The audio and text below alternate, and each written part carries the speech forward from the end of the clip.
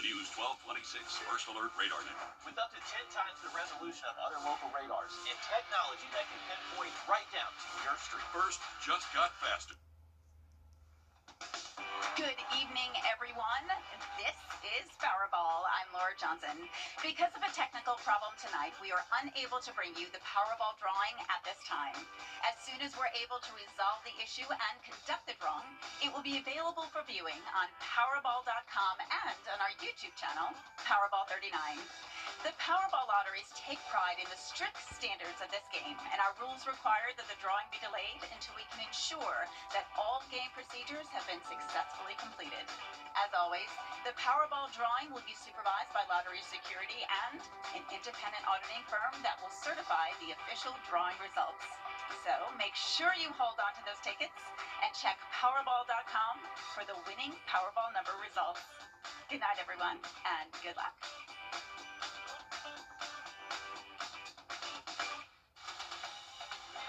Live from Augusta, you're watching News 1226 at 11. Those abroad and here, I want to thank you so much for joining us for News 1226 at 11 on WRDW and WAGT and streaming live on WRDW+. I'm Ashley Campbell. The 20 remaining... Well, looking at conditions overnight tonight, we can anticipate dropping off into the low 50s. So starting off your Tuesday morning, definitely want to have a jacket with you as you head out the door. But good news is it doesn't need to be a rain jacket. Dry conditions expected throughout the overnight hours. And kind of a fun fact here, what this is picking up on the radar is actually bird migration. This is not rainfall, so a little bit interesting tidbit there. But again, we are expected to remain dry overnight tonight and throughout the day tomorrow. Plenty of sunshine for us again. I've definitely missed the sun. And we're going to warm up into those low 80s for our afternoon. So definitely warm for our afternoon, but just chilly in the morning. We're getting into that time of year where you just have to layer up because it feels like two different seasons throughout the day. Sunset is just a little bit below or before the 7 p.m. hour, so things are starting to feel a little bit more like fall. I'll have a look at your 7-day forecast coming up. All right, thank you, Emily. We continue to follow a developing story from this weekend as 2 people and a deputy are recovering after shots ring out at a block party in Burke County. Now, the search is on for the suspect or suspects who fired those rounds. The shooting happened on Virginia Avenue. The deputy was grazed by a bullet during the shooting, and he's been released from the hospital. And one of the 2 other victims has also been released. The 3rd victim still remains in the hospital. And people who live in the area say that this shooting is rare in their neighborhood and they don't want to be defined by it. Some lives some people were harmed, and I pray for those families. And I don't want it to be a reflection of one event, be a reflection of our neighborhood, because we're not like that. As Burke County deputies work to find who's responsible for that shooting, you're asked to give them a call if you have any information about this case. And just into the newsroom, a $1,000 reward is being offered for information on suspects that could lead to an arrest. Developing tonight, 1 person is dead after a 3-vehicle crash in Orangeburg County. Investigators say 29-year-old Andra Easterling was killed on Highway 4 in Orangeburg. South Carolina Highway Patrol says that Easterling was driving a BMW going west when an SUV going east turned into a private driveway in front of the BMW. Then the BMW was hit by a box truck. Easterling died at the scene. And new tonight, body cam footage has been released showing the moments leading up to a crash that killed South Carolina State Trooper Dennis Ricks in Orangeburg County. 45-year-old Anthony Adlet is in custody facing charges including reckless homicide. And we do want to warn you that the video that you're about to... The Western Carolina State Fair is in full swing at the Aiken Fairgrounds. If you couldn't make it there tonight, no worries, you've got all week, and gates for the fair open at 5 p.m. Tomorrow is a $15 ride special. You get a wristband for unlimited rides, but it does not include gate admission. You have to pay for that. Then Wednesday is We Care Wednesday. You can get through the gates for free if you bring bring 10 non-perishable food items to donate. And whether it's your first time going to the Western Carolina State Fair or you've been there plenty of times, you can expect more than just rides. We are talking about a lot of fun and a lot of fair food you see there. I think it's great. It looks great. The prices were good. So I think I'm going to have a great time. It's not too big, not too small. I think we all had the same idea. Come on Monday, it won't be packed. So we flooded the fair on a Monday. The food and just seeing the laugh on the kids' face, you know what I'm saying? Seeing this make them happy. That's what keeps them coming back every time. You got to eat that turkey leg, man. And then them fried Oreos.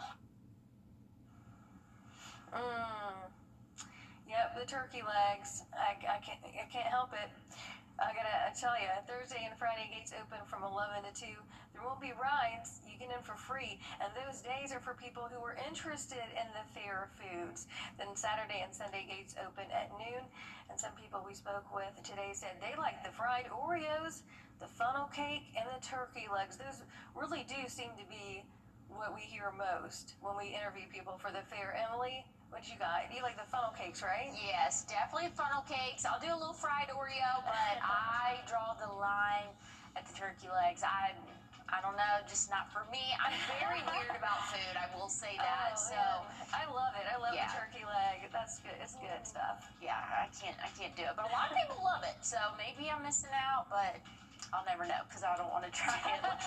Looking at those temperatures overnight tonight, lower 50s for us. Definitely starting to feel like fall. I'll have a look at your full forecast though coming up. At Parker's Kitchen, our tenders are almost twice the size of our competition. They're fresh, never frozen, hand-breaded, and cooked to perfection. And a better value at Parker's Kitchen. This is WRDW Plus. Your free source for live, local news, weather, sports, and more. Anytime you need it, search WRDW Plus on any streaming device like Roku, Apple TV, or Amazon Fire. Download our app to watch us live or catch what you missed anytime. Plan your day with confidence ahead of changing weather with your First Alert weather forecast. When there's breaking news, find out first with WRDW Plus. I'm Zana Halliburton. And I'm Will Rio. And this is WRDW Plus, streaming now. Hi, I'm GunnersAutoGroup.com. Now, your First Alert weather with meteorologist Emily Acton. Overnight tonight, temperatures cooling off into the low 50s for us, so definitely need to have a jacket as you step out the door tomorrow. Thankfully, though, you're not going to need a rain jacket, and you won't even need your jacket for long. We'll see plenty of sunshine. We're going to warm up quickly for us. We'll see those middle 70s by noon, topping off in the low 80s for us for the afternoon. And again, pretty similar to what we saw today, just maybe add a few more degrees, but plenty of sunshine for our Tuesday. Happy to say it. That trend's going to continue throughout the rest of the work week and even into the start of our weekend. Dry conditions. I mean, this is a rain chance map, but there's no rain chance for us until we get into the later part of our weekend. We really could use the rain, though. Here's a look at the drought monitor right now. Moderate drought conditions south of I-20, and then we're seeing that severe drought conditions as well. So definitely something that we need to keep an eye on. Really could use some rainfall, but we're not tracking that really for the next couple of days. A little bit windy, though, for your Tuesday, Wednesday. Wind gusts anywhere from 10 to 15 miles per hour. And honestly, this is better than what we saw last week. So, again, here's what we can see for your Wednesday as well.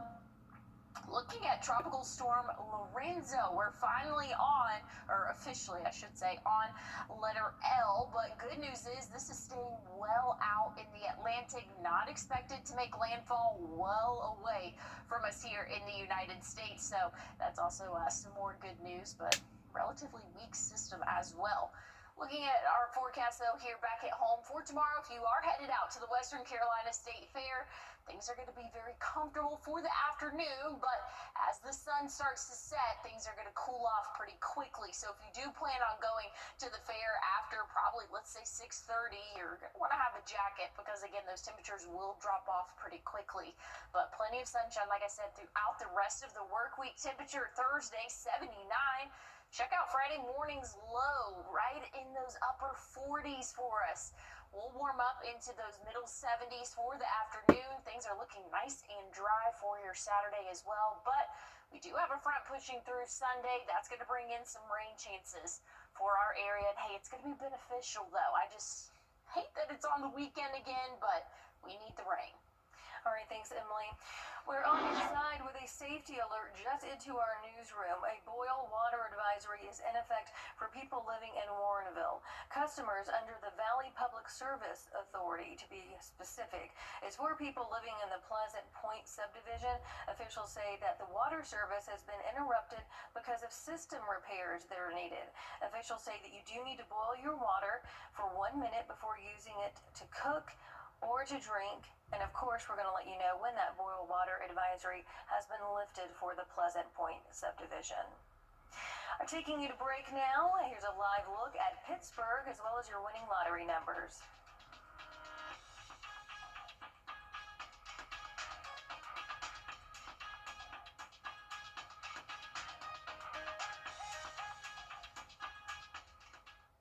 Closed captioning is brought to you by Huggins Peel.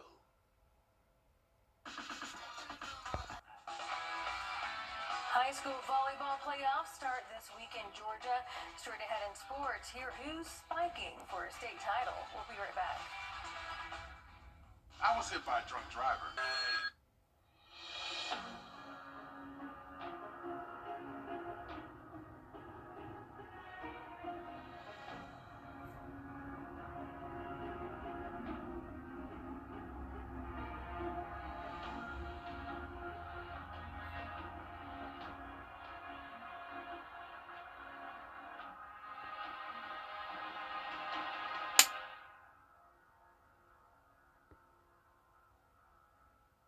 Why settle for outdated or damaged floors when you can afford better with a manageable monthly payment? At A&D Carpets and Hardwoods, we make it easy to upgrade with flexible financing options the big stores just don't offer. From deferred interest plans to reduced interest for up to 180 months, we've got a plan that fits your budget. That means you can stop settling and finally get the floors you really want. Affordable, flexible, and stress-free. Beautiful floors made easy. A&D Carpets and Hardwoods. Come see us today. Hurt? Don't settle for less. First Alert Radar, powered by Jim Hudson Automotive Group. On your sideline, sponsored by Chandler Law Firm. We've hit the postseason here in the Peach State for softball. We have at least 16 teams in the mix for a state title, a handful of them getting started Monday night. 7 of those area teams in action Monday, only 4 of them moving on. Georgia School for Innovations and Classics drops both games on the road at Metter. Lincoln County dominated Pelham 18-2 in Game 1 and 13-4 in Game 2 to advance. Washington Wilkes won 14-0 and 14-1 to move on to the second round. ECI with a 10-2 victory and 14-0 shutout to move on. Screven and Glasscock, sadly someone had to walk away a loser. Screven just barely edged out Glasscock in both games, and Greenbrier goes down in round 1 in 2 games to Loganville. More teams in action on Tuesday night. Also getting started this week, Georgia High School volleyball playoffs. We have at least 9 area teams in the mix. 4 of them will be in action starting Tuesday night. Those teams are Davidson Fine Arts, Burke County, Butler, and Grovetown. The other 5 begin Wednesday night. On the 3A side, Westside and ARC will actually play each other in round 1, while Harlem avoids that side of the bracket. Lakeside and Aquinas, the other 2 chasing state titles in separate classes. And while those sports near the end, we still have a few weeks left in the high school football regular season. Once again, Westside's undefeated streak on the line in Week 9. Friday night, the Patriots will head to Harlem. The 3A Region 4 race could not be any tighter right now. Westside's 7-0 start has them currently at the top, but the Bulldogs are just 1 game back in 3rd place. The Patriots have not won a region title since 2000. Head coach Cedric Mason knows the challenge at hand Friday night in order to move a step closer. 1 week at a time. We're not going to overplay it. They're a very talented team. A lot of size, very physical. They do things very well. They're very disciplined. So we got to match their discipline, match their energy, and then try to take ours up a little bit. Like I said, they do things very well. We just have to play our brand of football, and I think we'll be fine.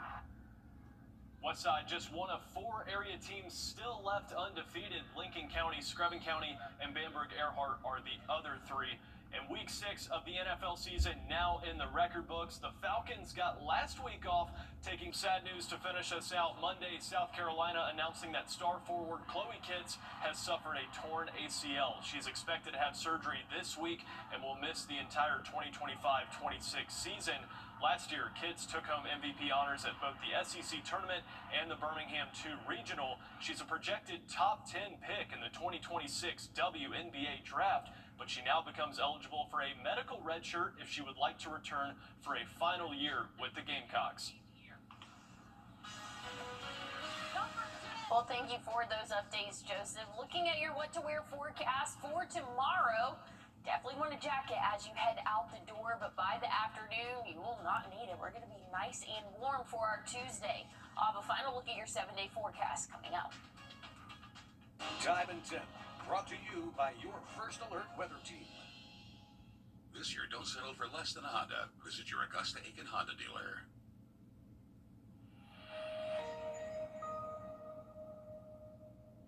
Looking for something.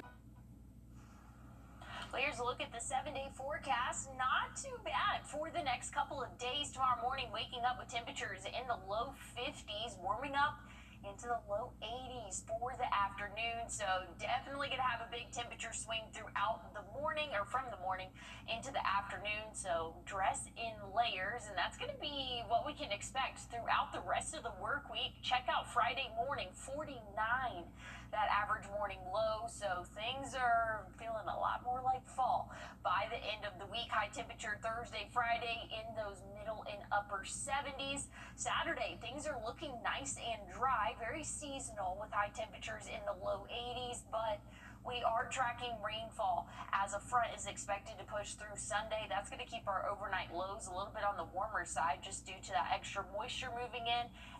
82, that average high comes Sunday, but things are getting back to regular programming come Monday. 77, plenty of sunshine, and unfortunately the rainfall is impacting our weekend again, but it's needed. We are seeing moderate to even severe drought conditions across the CSRA, so any rainfall we can get is beneficial, just unlucky that it's on the weekend again. Well, we will enjoy the temps while we can before that rain gets here. That does it for us for News 12 at 11. We'll see you back here tomorrow.